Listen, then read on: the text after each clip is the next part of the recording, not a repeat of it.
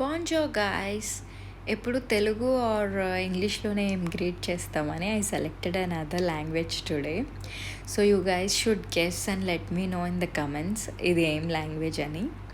Also ఇవాళ నేను non veg తినను అండ్ ఇంట్లో చేసిన కర్రీస్ ఇప్పుడు తినాలని నాకైతే అస్సలు లేదు. ఇప్పుడు నైట్ అనమాట. సో ఏం తిందాం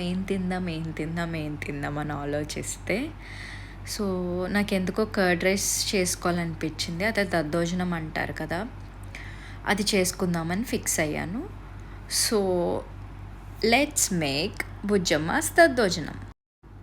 దద్దోజనం కోసం మనకు కావాల్సిన ఇంగ్రీడియంట్స్ కొత్తిమీర, కరివేపాకు అండ్ 1 పచ్చిమిర్చి అంతే.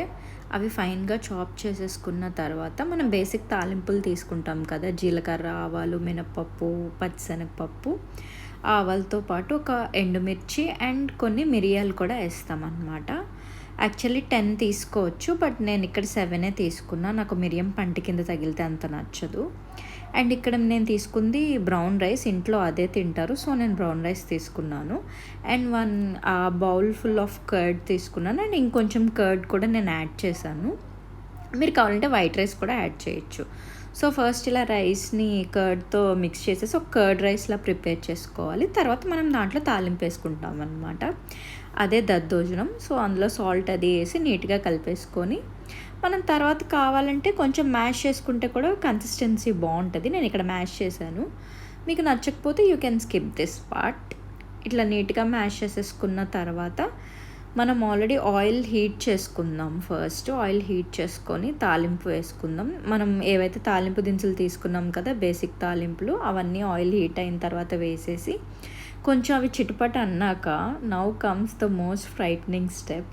మనం ఇప్పుడు దీంట్లో కరివేపాకు యాడ్ చేయాలి. మీరు కూడా నాలాగే కరివేపాకు యాడ్ చేసి అట్లా దూరం పారిపోండి, లేదంటే అది మీద పడుతుంది. సో నెక్స్ట్ తర్వాత ఒక గ్రీన్ చిల్లీ కూడా యాడ్ చేసుకొని నెక్స్ట్ మళ్ళీ దూరం పారిపోవాలి.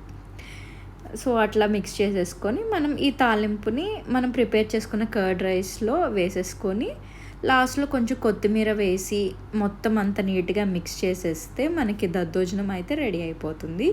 ఇది very simple, easy and tasty దద్దోజనం.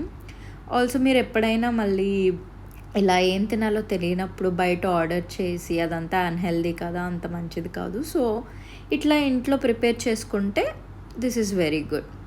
So do try this recipe and let me know మీకు ఎలా అనిపించిందని. Also don't forget to like, share and subscribe to Bujamma Eats.